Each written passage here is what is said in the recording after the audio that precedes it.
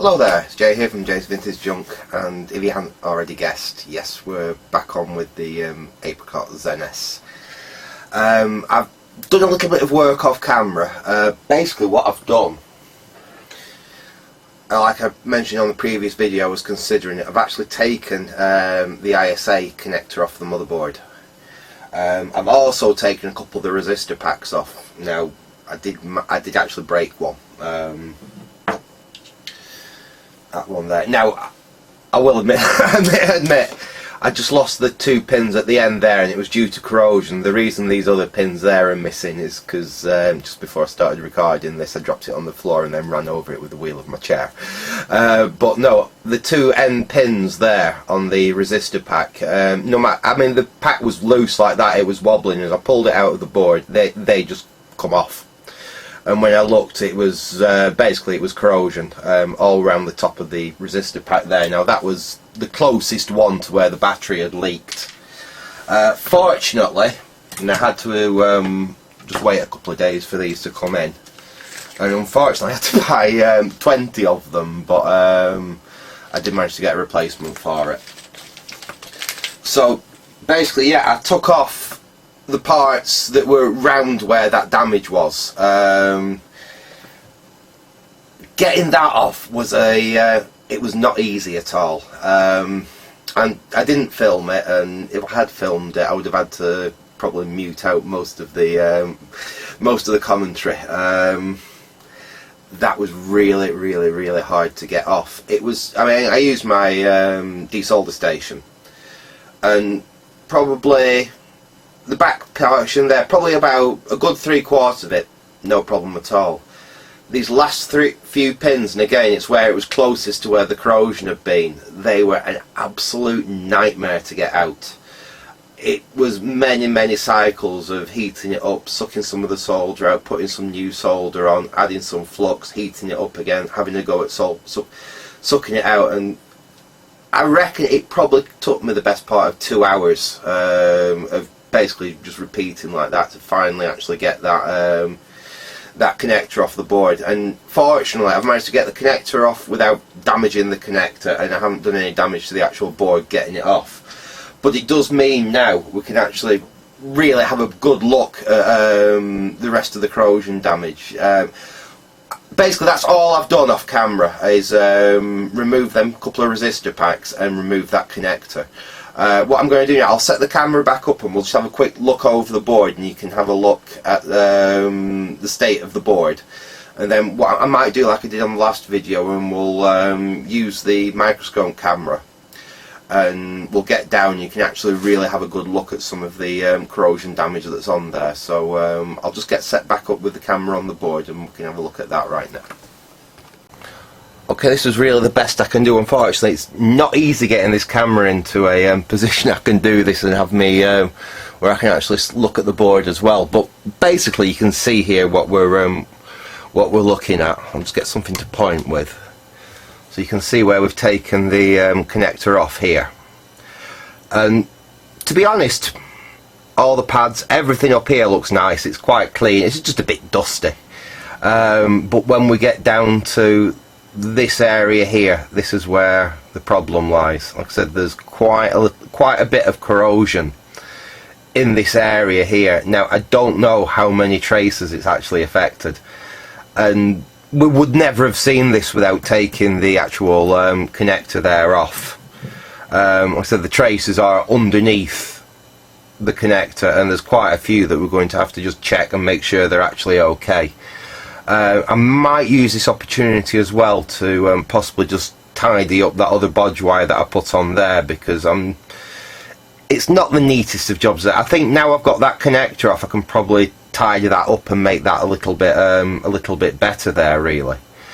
And like I said, then we've got, if you look here, there's quite a bit of corrosion around that that pin there where the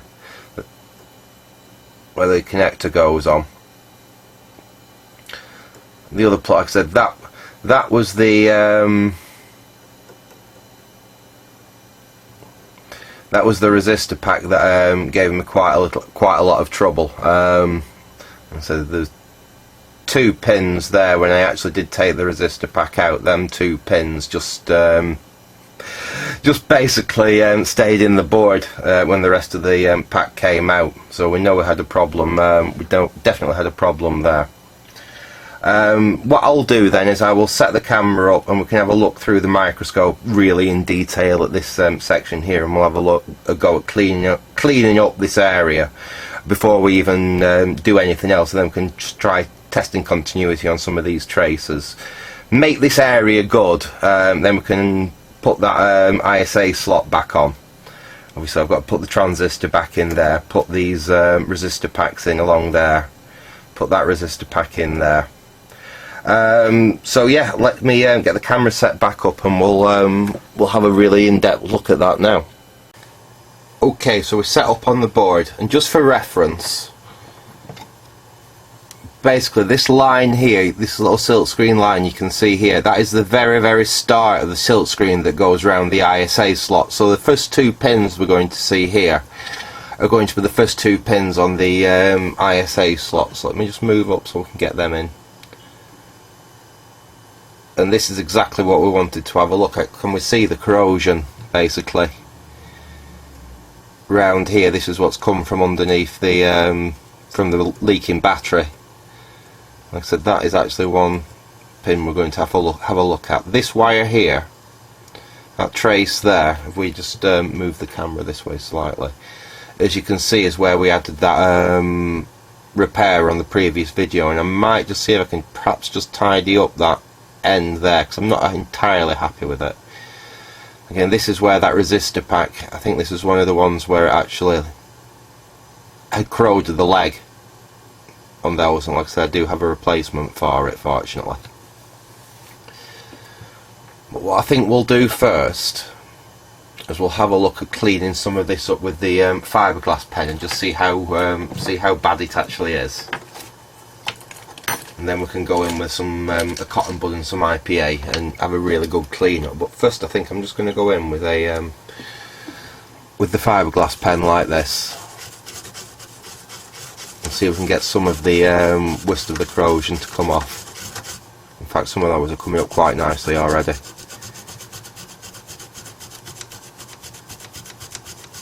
I mean, that one at the end there, that one was really looking quite green, and that's come back.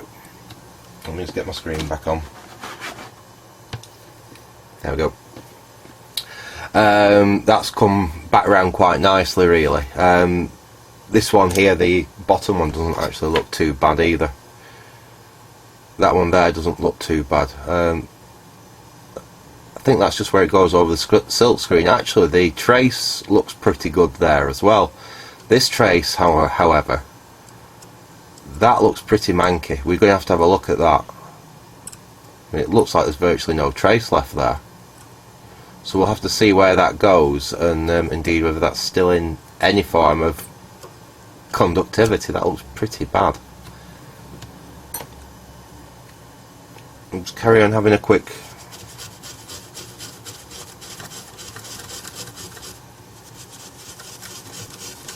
see. The rest are all looking pretty good now.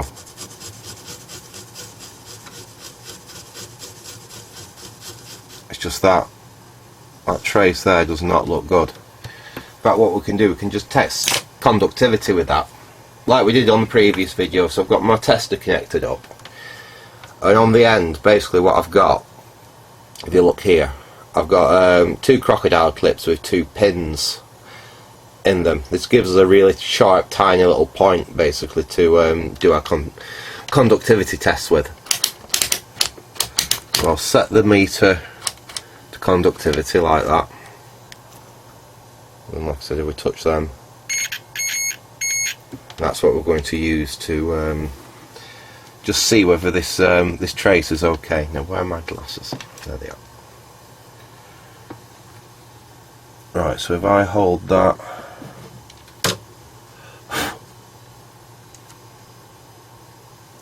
on there, you can see we can find that off board. Oops.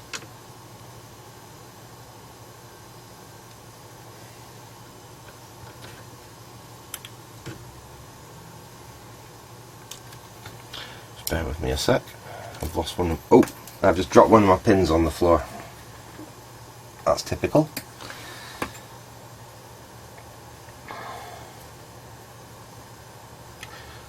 Right. One of our problems is that trace. We need to find out where the other side of that trace is, so let's trace it. We'll go up here. Ah, now there it is. And it disappears under this connector here. Now, I believe those two connectors are actually part of the ISA bus. I think there's something to do with an expansion on the ISA bus. Let's trace that wire back down, and it goes underneath that capacitor there, and that's the one that goes to. So basically, if we scrape a little bit of the solder mask off, somewhere up here, say, somewhere where it's not going to cause a problem. There we go. Just a little bit of the solder mask, so we can just expose some copper to test to. As you can see there, don't need to be much.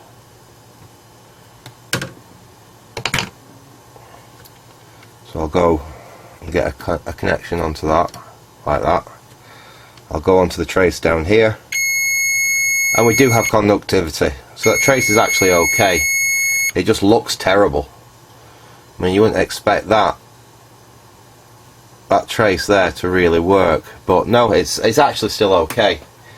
What I might do a little bit of scraping on it and just see how much copper is actually underneath there.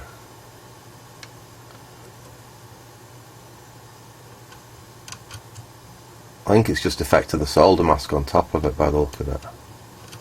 I mean, the copper is... there is copper under there.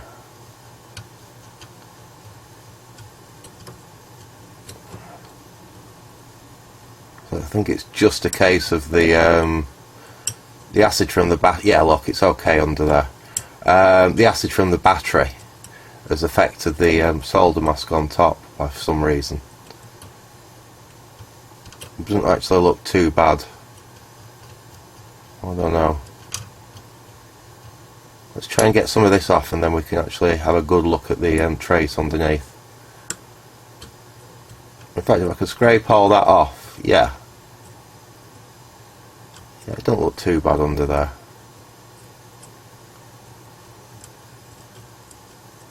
But you can see, actually it's quite nice shiny copper under there. Let's just double check for the continuity again. I'll go back over to the where I took that bit of the solder mask off. In fact, I think there's a bit there that's been chipped off as well by the look of it. There. We'll go back over here. Yeah. No, so that trace is absolutely fine.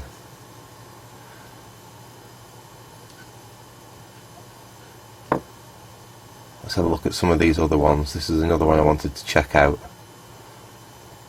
As you can see, it goes to a via there. Now that looks okay. In fact, there's another trace there that looks like we need to check it out as well. And you can look at that there. You know, that does not look particularly good. We could do with having a bit of a clean up round there. Now there is some detritus from me removing, so I think we're going to have to do a little bit of a clean up with some IPA before we go in with the fiberglass brush there. See if we can get some of that flux off and see how bad the board is around there.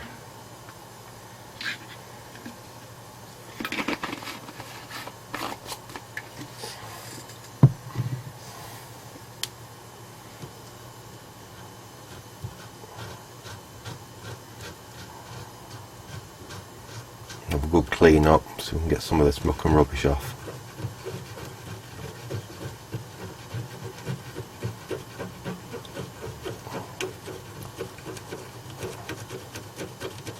I mean, that's making it look better already. Get some of this residue off.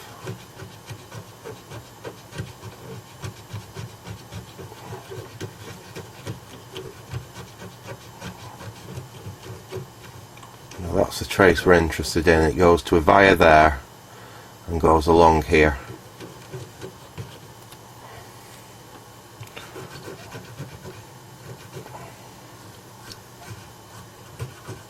We'll just do the rest of this area while we're in here.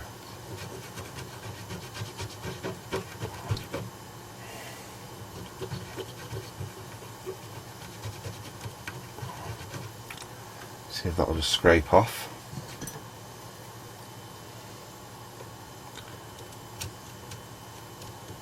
That seems to be like a chip in the board. I wonder, yeah, that's a bit nasty. But what I want to do is see whether this trace from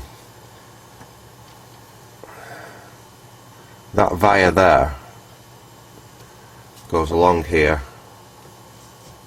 and goes up to that pin there. I want to just see whether that is still good. So I'll just put it, yeah, we can just about see it there, both sides of it. Right, let's have a look. So again, we come in with the pin, go into that via there, and then test to there. And nope, we've got a break. Yep, we've got no continuity. Oops. Let's see if we can get a good connection. There we go. And we've got absolutely no continuity between there and that via there. So that's another one we're going to have a look at.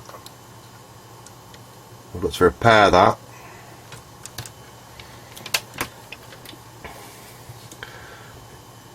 Let's carry on going up. We've got a little bit more. I think what we've got there is where one of the pads didn't come off very well, to be honest.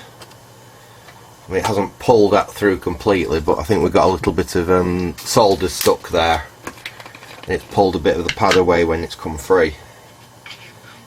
It's not completely lost the through hole or anything, not the pad, the through hole, sorry. We've not completely lost the through hole or anything, but it's still looking a bit nasty, that. I think it should clean up alright. Let's give a good clean up round here. See, most of these holes here are absolutely fine.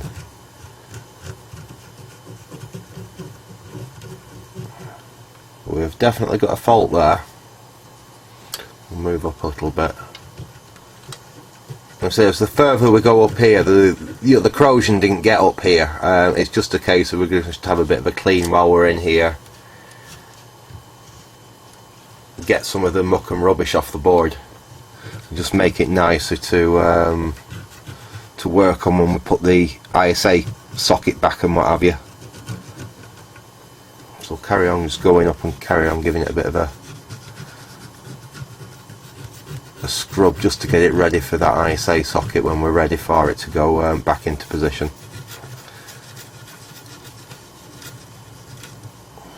Now, there's a fair bit of muck and rubbish coming off.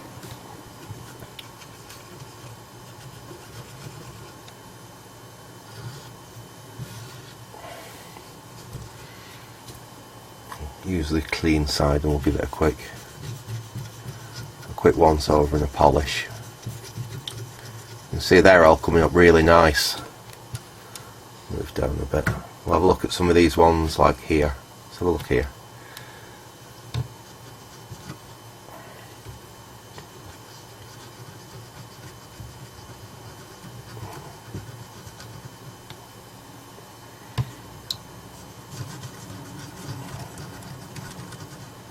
There you can go, you can see it's coming up pretty decent now. A little bit of corrosion around there maybe.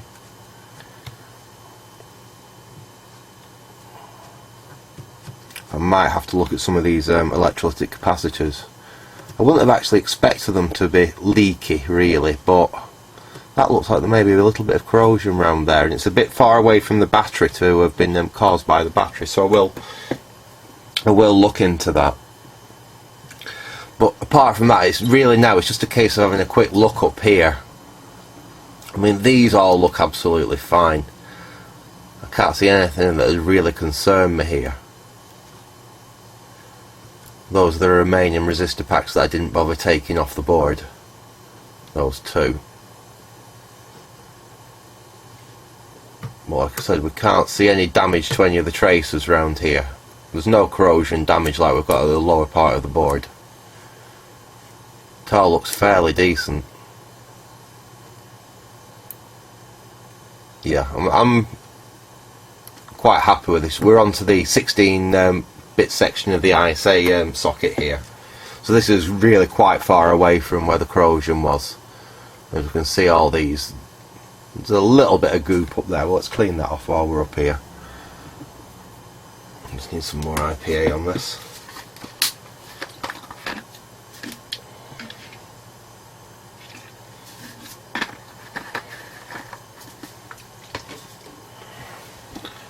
Just give it a quick. We obviously missed a little bit of the dust and dirt while we were up here before. I'll give that a quick extra going over. There we go. A little bit in there. Give that a quick clean off. Get a new one.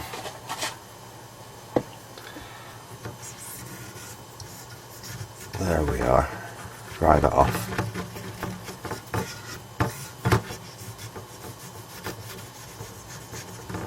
That's not looking bad.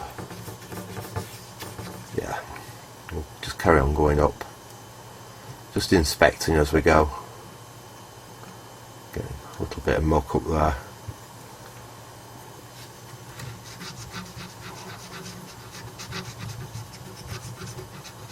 Get that nice and clean.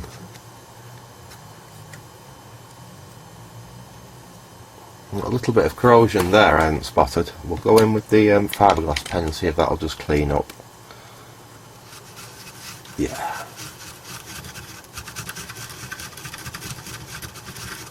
I don't know why that one pin, just on its own, I mean it's right quite far away from where the batteries leaked, was a bit manky, but that's cleaned up nicely. Just carry on to the top. And that's the last. A little bit of damage there, but that's not broken through a trace there. I'm not sure. I don't think it has. There's a couple of little scratches there that I don't think they've actually broken through or anything. It's just a scratch in the solder resist, the solder mask.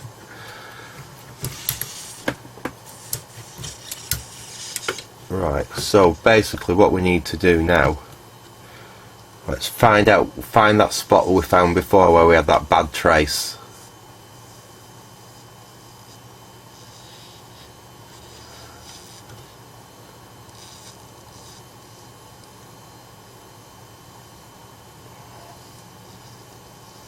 There it is. That one there. We definitely had a problem with that trace there. Let's just double check that is the same one.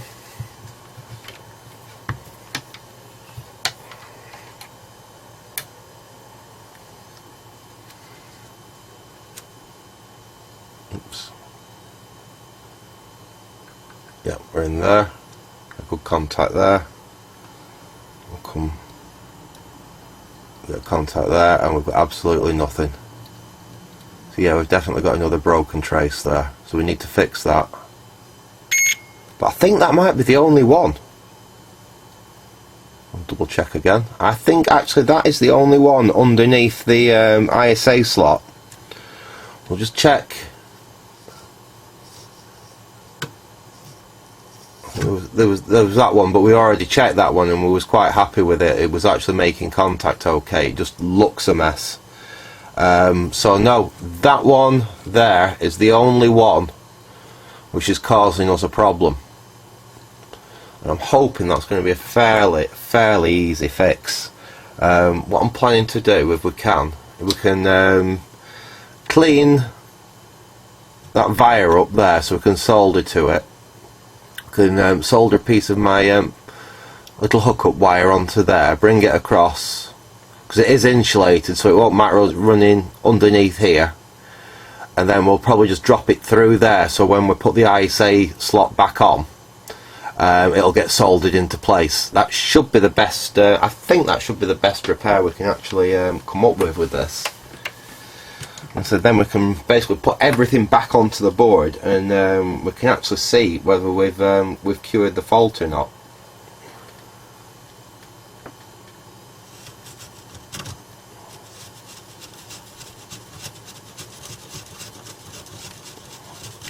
Let's see if we can get a solder to take to that top of that wire. That's going to be the tricky bit.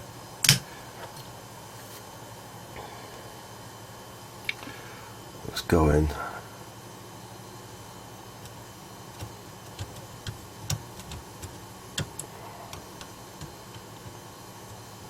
We just need to see if we can expose some nice copper on this wire. We can get a wire to take to. We'll take a little bit of the. There we go.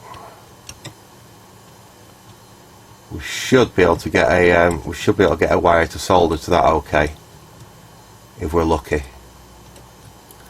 We'll add a little bit of solder. In fact, what we'll do is we'll add a tiny bit of flux. I do need to get some more flux because I'm running quite low. A little dab will do you.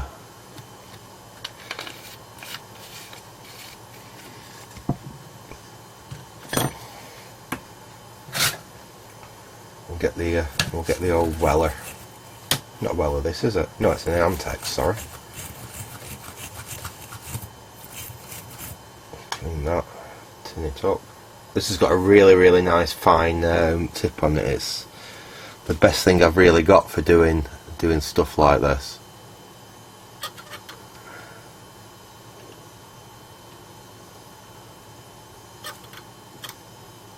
Let's see if we can get some solder to take to that. See, this is one of the tricky parts, is actually getting the solder to adhere, especially when you've had corrosion issues like this.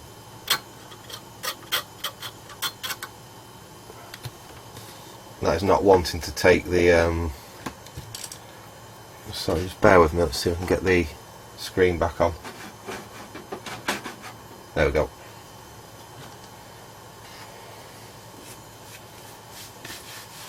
I thought I'd disable the screensaver on that computer that's running the microscope camera, but unfortunately I forgot to disable the power saving on it as well. Right, let's go back in with some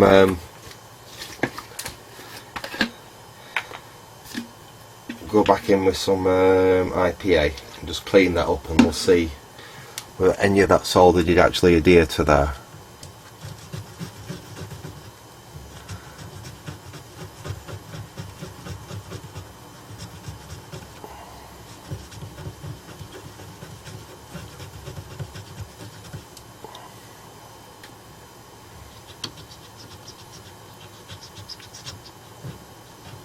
A tiny bit of solder's adhered to it, but not really. I wonder if we could actually push a piece of my magnet wire, or my hookup wire, through the hole and then solder it into place.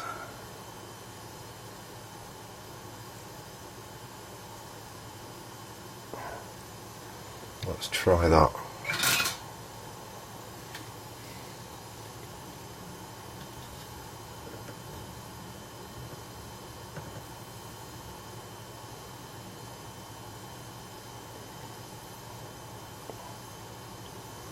That has actually soldered into place. I should have caught one of my wires for the battery then while I was doing that, but that's not the end of the world. We can sort that out at a later date. Right, what I need to do now, I mean, that solder point is not a good one. I'll do that as soon as I've got the wire into position. Let's try and see if we can fold the wire down now. It might break off from the connection just doing this. So that's not a brilliant connection there. fact, we can see if we can perhaps just reinforce that now we've got the wire to lie flat.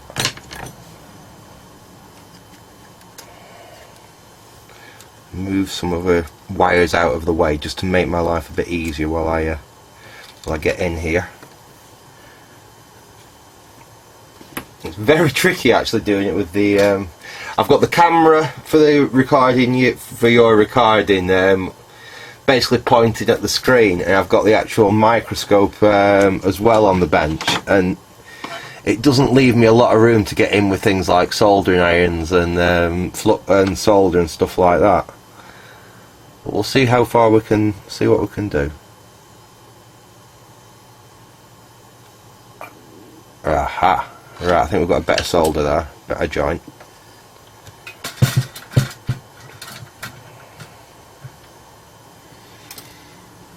Let's get my...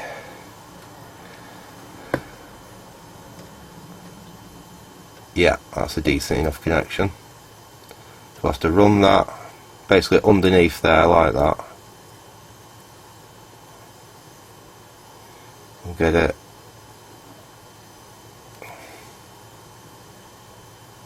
that way a little bit.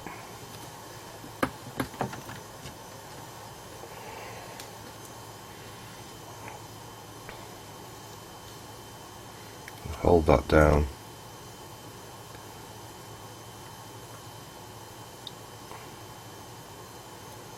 So we don't need very much. I'm going to cut it off, feed it through the hole, and then we can pull it into the right place.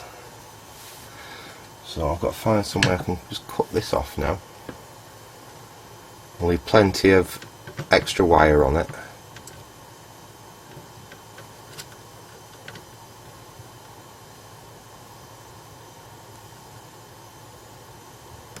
There we go. Now just bear with me, because I'm going to have to move the board so I can actually get the other end of this wire and feed it through that hole.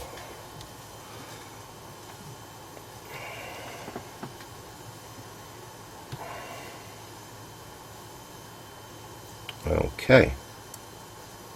Let us see where we are going. We're going in there with it, aren't we? Oops. I might have to do this with my fingers.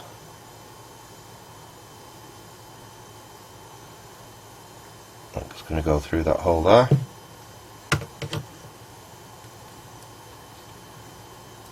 Push that down.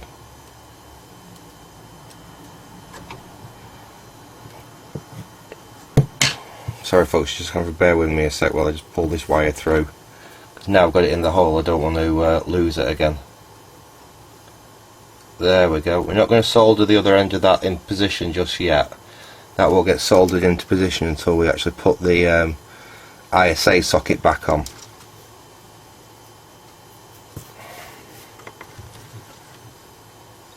Right, let's see where you are now, because I'm sure I've moved you. There we go. So as you can see, we've soldered on there to that via, then we've come across and we've gone into that hole on the ISA. So all we need to do now really is just pull that wire so it's fairly neat, like that. That should be okay. Like I said, it has got an insulation on it, so it's not going to cause too much of a problem. Just push it down with my finger like that, just to make it a bit flatter. Well, that's a really horrible shot of my fingernail, isn't it? Right, so basically it's just going to be a case of putting the ISA socket back on, because as I said, we're completely happy with all the other traces underneath there. In fact, what I'll do first, I might just see if I can just neaten that up a tiny little bit there. And put a bit of fresh flux on it, because I'm not 100% happy with that repair. Well, I mean, we know it works. It's just I've left a bit of a lump there. I want to see if I can just perhaps just tidy that up a tiny little bit. This is where I make a right pig's ear of it and have to redo the whole thing. I should let sleeping dogs lie, but let's give it a quick try.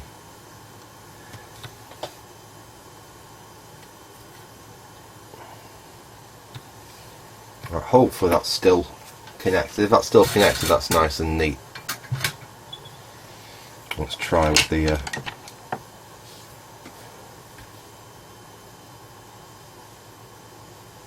yeah, that'll be okay. Soldered on there. Just check it for continuity, but I don't think that's going to be a problem. I think we're happy with that. When all this repair work's done, I probably will use a little bit of a replacement for the solder mask, and obviously if I do that, then that'll be covered over. Make sure that these are on.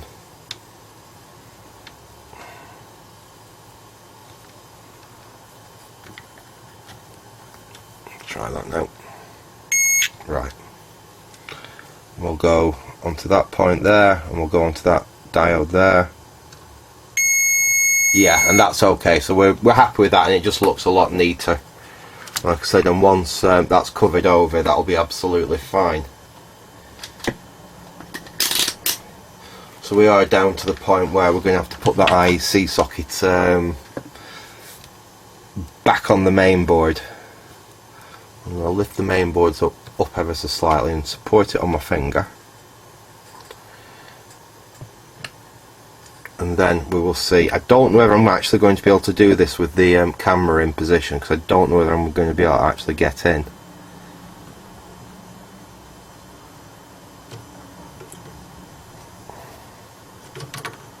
No, I don't honestly think I'm going to be able to do this with the camera in position, unfortunately.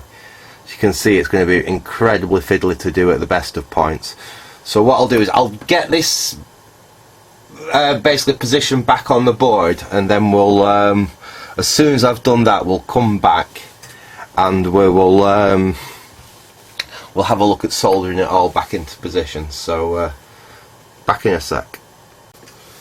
Okay, we've I've basically managed to get the slot back in. That wasn't too bad to do. I've got the board flipped over, and I just thought I'd do this first quick little bit of soldering just using the microscope, because we can actually see where I brought that wire.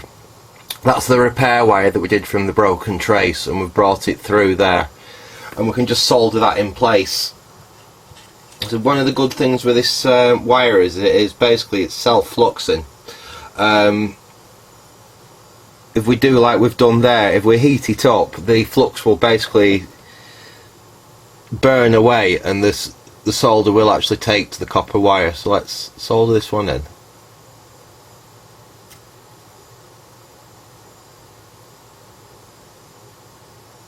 And that should have taken.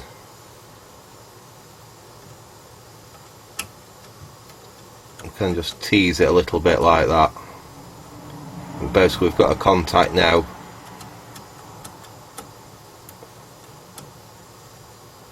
Yeah, that'll be okay. Just add a little bit of extra solder there. There we go.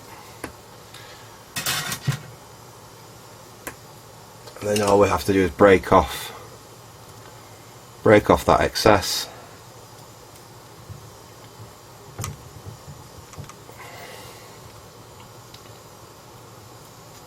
We'll do this with some tweezers or anything. There we go, and that's that one fixed.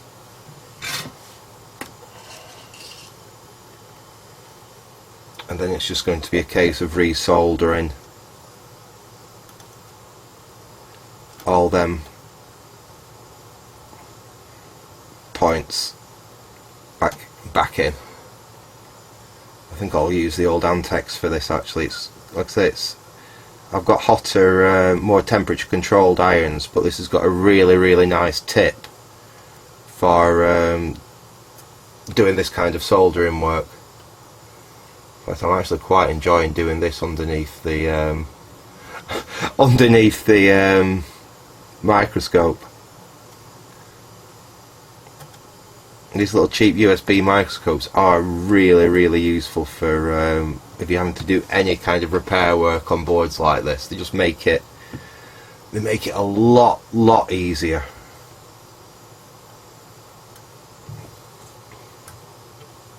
Oops. Of course they are, like I said, they are dirt cheap, and they can just drop apart like that.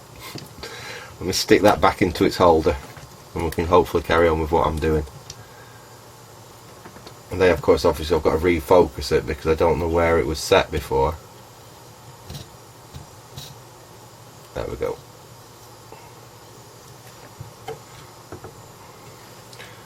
Do a few more on camera now just so you can see them, and then I'll finish off and we can actually see if we've made any improvements to the board. Hopefully we may have a working real-time clock now. If not, then obviously, like I say, unfortunately it's going to be back to the drawing board. There we go. Right, so I'll pause you now and we'll come back as soon as I've finished actually soldering those components I had to remove back into place. So back very shortly. Okay, as you can see, I managed to get the ISA slot back on the board. So next thing we need to do is basically put these resistor packs and that transistor that I took out back in. Now, what I thought I'd just point out, because I don't know if everyone's aware of it, these little resistor packs like this have actually got one direction that they go in. You can't put them in either way round, for the simple fact that one pin is common and then all the rest of the pins are whatever the resistor is. In this case I think these are yeah, this is a 10k resistor pack, so it's got 9 10k resistors in it, and then one pin's a common pin. And on this particular type, it's that little stripe, I don't know if you can make that out, but basically there's a little stripe on that side that indicates the common pin. This actually is the one that I've got to replace the one that I damaged. And on this type, it's that little dot there that indicates the common pin. It's a different value actually. I do have the 10Ks, I think I've got a few of them in stock, but I didn't have any of these, which are 2.2K. So like I said, I had to order. I think 20 was about £3 including postage, so they're not exactly expensive, but yeah, if you are taking these out, make sure whatever you do to put them back in the right way around, or else you can have all kinds of problems. So basically I'll get these refitted in the board now. I'll get that transistor in there. If I come up with any issues while I'm doing it, I'll stop and I'll film it. But I'll get those back in the board now, and then we can actually have a go at testing this board. Okay, as I know some of you like to watch the actual soldering, I've got the 3 resistor packs basically pushed in there. So we need to basically just solder them into position now. So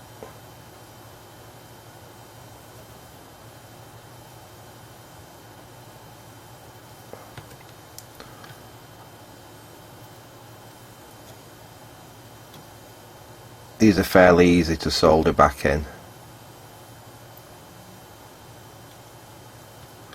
And then we've got a load of clean-up work to do on the back of this board, obviously. Unfortunately, I did damage the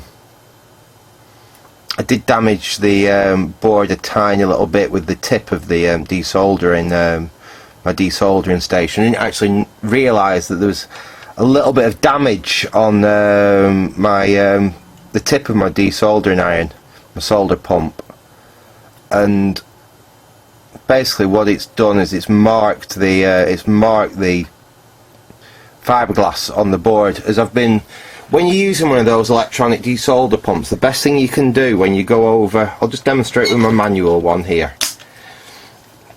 When you go over one of the holes like that, you want to do like a little circular action like that, basically to help break the pin free from where it's stuck and to help get the solder from actually around the pin.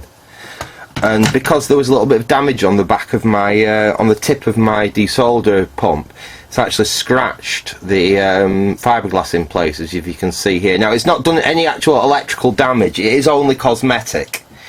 It's just it is slightly annoying. I will have to get a new, that one's coming out slightly. Let me just push that back so it's all the way in. Let's see if we can just tack one of the pins on that side there. I think we've got a tack on there. Right, yeah, that's going to be okay. it's just slightly annoying, to be honest. Like I said, I try and do as minimum damage to anything as we can. Well,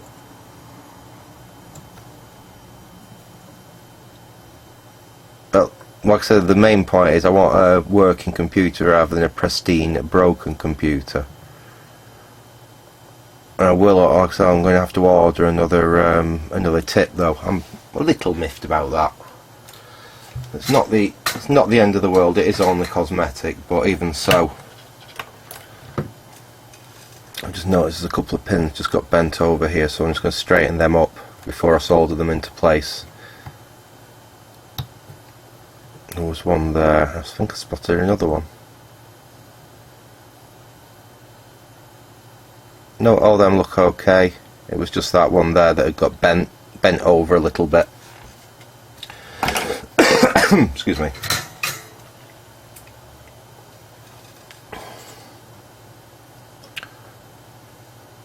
Where was it now?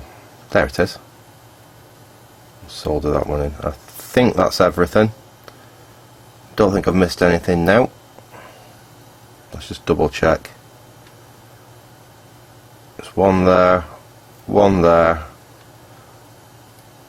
one there. No, we're okay. That's the resistor pack and the ISA slot soldered back into position. All I'm left to do now, like I say, is reinstate that transistor. Which first thing I've got to do is actually find out where I put that transistor, because I put it somewhere very safe so I didn't lose it. Unfortunately, I put it so safe I can't actually remember where I put it. So you'll just have to bear with me. I will find that transistor, and I also took a picture because this wire here, it's a factory, I guess, bodge wire, and it should be soldered somewhere around here, somewhere here on the ISA slot, but I can't quite remember which pin it is right now, so I will just go and have a quick look for that in my basically what I did is I took a photograph of it before I desoldered it, so I knew exactly where to put it back. So I'll go and find the transistor, I'll find out where that is, and then once we've sorted that we can actually look and test the board and see if we've actually made any improvement to it. So back in a sec. Okay, it's actually now the following day. I've managed to get the transistor in, but I've had some fun there. I spent the best part of an hour trying to find that damn transistor. Now, it's nothing special, it's a 2N2222.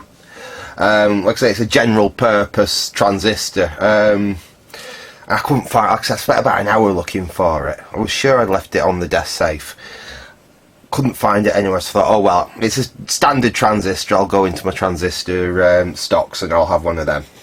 And I did. An hour or two later I actually found a replacement for it, but it wasn't that package, it was a little black one, which would have worked perfectly, but obviously, you know, nice to have the original part. Anyway, I was getting ready to fit that, and I went to plug my my anti-static in, and lo and behold, on the floor next to where my socket the anti-static is plugged into was the bloody transistor that I'd lost. So I've put that back in. As you can see, that's basically all the rework that we could see when I had taken that out. And like I said, I've tested all the tracers around here now, and we have the 3 breaks. So we've got a repair there, we've got that wire there, and then we've got the one that we had to take the ISA slot out for, and these resistor packs here, because there's actually one that goes from underneath the ISA slot there down to over here. I think it actually goes to that, I think that's the clock driver. It's either, no, that's just I think that's 74 series. I think that's the clock driver there, and I think one of them lines does go towards the ISA bus there. So yeah, basically all we've got left to do now is test it, see if we've made an improvement. So I'll get this set back up with the ISA riser in there. I'll get the SCSI hard drive connected back up to it. I'll connect the floppy drive back up onto the original. I'm not sure. I'll connect the floppy drive back up as well anyway. I don't think we've made an improvement to the floppy drive. I don't know whether I'll use the internal controller or the one on the SCSI card. Oh, then I'd have to use that other SCSI card if I did that. So yeah, I'll probably use the one on the controller. Because I'm not expecting it to have made any improvement, but we can at least see whether anything's changed. Right, so I'll get that set back up and we can see whether we've made any improvement or not. Okay folks, as you can see, we're all set back up again. Now I won't lie to you, I have just tried it, and unfortunately we switch on.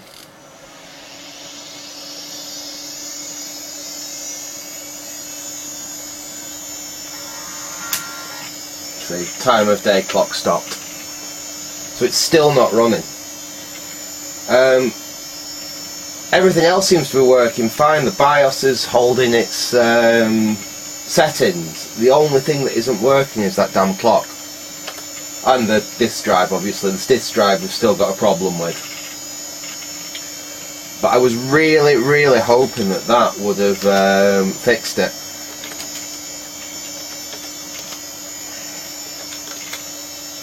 Let's try G setup.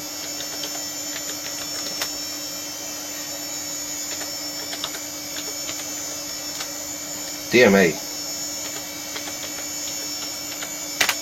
Third time's the charm. Right, there we go.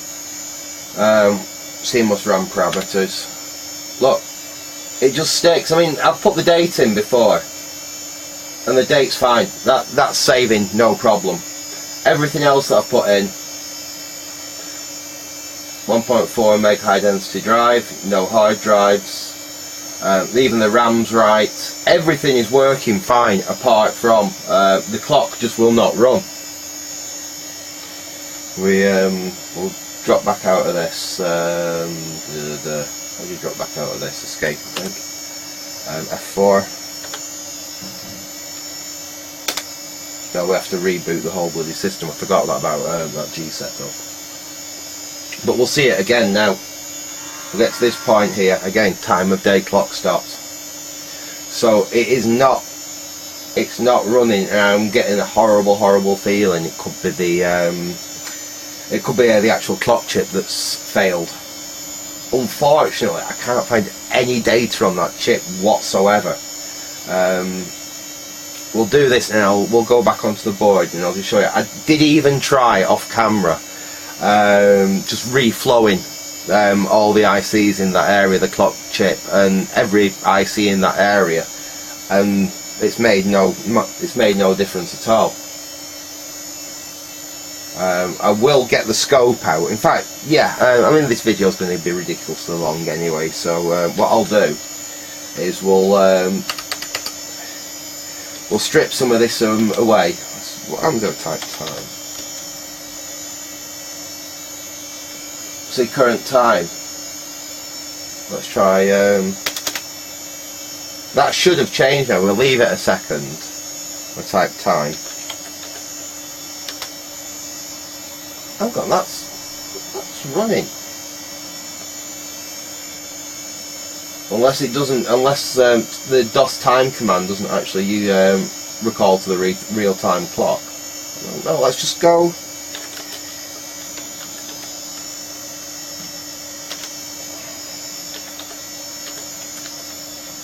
Oh, hang on.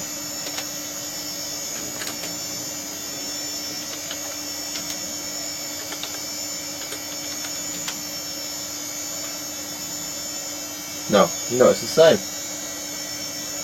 So the clock definitely isn't running. So what I'll do, we'll shut all this down again. I'll get the little scope out and we'll just have a scope round on the clock crystal and that clock generator IC and see what's going on, because we've fixed all them traces, we've fixed all that corrosion damage, and like I said, I have actually reflowed that clock generator IC, and we've still got absolutely nothing. So like I said, I'll get back set up on the board, we'll dig that little scope out, and we'll have a quick scope around. So back in a sec.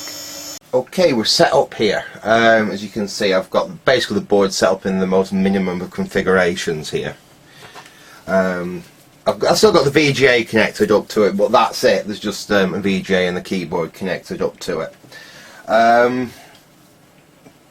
I've just found something slightly weird. I've got it set up, obviously the only thing that's currently powering this, because the AT power supply is switched off. That's not an ATX power supply which can always, you know, give 5 volts to the board. That's an old-fashioned AT power supply. When the switch is off, there is no power being generated. So the only power going through this board at the moment is from the battery backup for the CMOS. Now, I've got my little pocket scope down here. Now, it's not a good scope or anything like that. It's, you know, as cheap as you can get. But I'll zoom you down onto it and watch this. You can see the scope there. Now, if I probe, I've got the ground connected onto just one of the just basically onto the side of the parallel port to give us a ground. But if I go onto one leg of the crystal, you see, that crystal's oscillating, and that's being driven by, I'm guessing that's being driven by the CMOS backup battery. Now, in fact, we can even prove that if I did take one of the CMOS batteries out, like that. Now that should have stopped oscillating. Let's try now. There's nothing there. Absolutely dead. If I put one of the put that CMOS backup battery back in, obviously we've now lost all the CMOS settings, but that's not a problem. And try it again. That's running. So that would well, if the crystal's oscillating, that would indicate that the clock generator is actually working, or at least working to some extent. What I will do now is I will go on to what I think this clock generator IC is. The problem is I can't find any data for it whatsoever. It's, now let me just get this up here. I've got it on my phone. Basically, it's tiny. What I did was take a photograph of it with my phone. Maybe you can make it out there. That is the part which I am guessing is the clock generator IC, and the part number is, it's a T1 or an I can't tell. It's a T1T 848EN, and then it's got HC14 underneath that. I said I've googled that all over, and all I come up with is like power transistors and things which are an 848 or an 848N, things like that. That part number doesn't come up anywhere. But like I said, that's the IC which is directly connected to the little crystal, which is obviously the clock generating crystal. Now if I go on to that IC, because I don't have a pin out for it, so I don't know what pin is what, but there's that signal coming off the crystal. We've got it there again on the next pin down. In fact, all these pins seem to be outputting. Well, then again, we've got something completely different down there.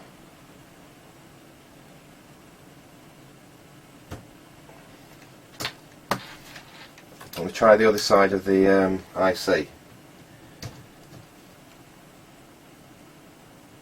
Nothing there.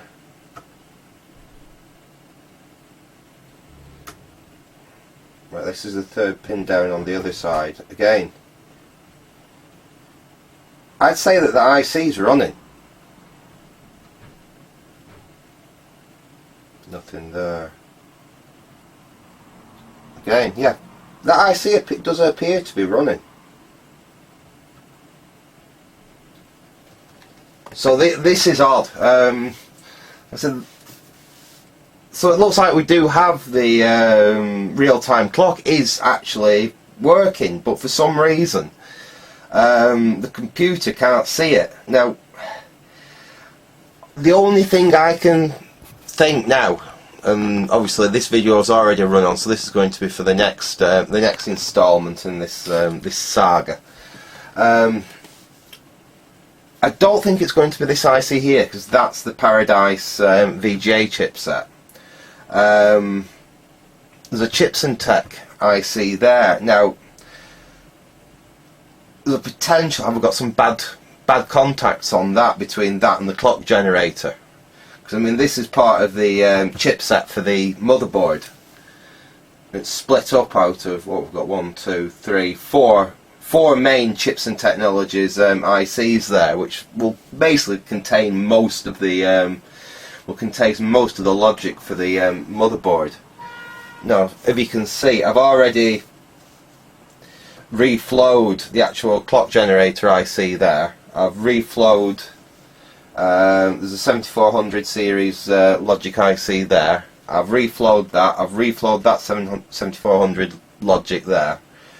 We could possibly change those because they're pretty standard, but I think that the clock generator IC there goes right into that Chips and Tech IC there. We've already checked all the tracers around there, and I couldn't find any faults. So, as horrible as it's going to be, I might have to try reflowing some more of these ICs around here. It's a bit of a bugger to leave the video on another downer. Like I said, we're not making a huge amount of progress on this computer. I mean, it's not the be all and end all. We can still do something with this computer even if we can't get the real-time clock to work. It's just annoying. I would really like to get this real-time clock working. And like I said, the oscillator's going. It looks like the clock generator IC is actually functioning. It's just the rest of the computer doesn't seem to be communicating with it. Anyway, I'm going to leave it there for now. Hope you enjoyed this little bit of an update on the project. Like I say, in the next bit, all I can think now really is to start doing some reflow work around most likely that big IC there. Like I said, I've already done all these around here and done some reflow on them. They didn't look terrible, but I just thought that is where the corrosion was. I have seen it in the past where an IC has actually looked fairly decent, but one of the legs is not connecting to the actual pad underneath it. That's why I went through and just reflowed all them, but it doesn't seem to have made any difference. Like I said, we still don't have that real-time clock running. Right, so like I said, I hope you enjoyed that. Hopefully you'll see another video on this very soon. So, thanks for watching and goodbye.